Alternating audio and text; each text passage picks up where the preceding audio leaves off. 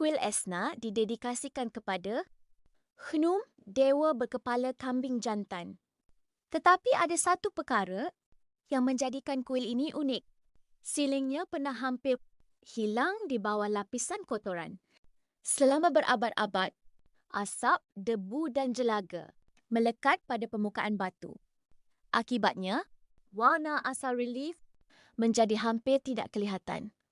Kemudian, kerja pemulihan mula membersihkan permukaannya sedikit demi sedikit. Warna merah, biru, hijau dan kuning muncul semula. Yang menarik, relief pada siling turut memaparkan buruj dan simbol astronomi. Bayangkan melihat permukaan yang kelihatan gelap dan kusam, kemudian warna asalnya muncul semula selepas ribuan tahun.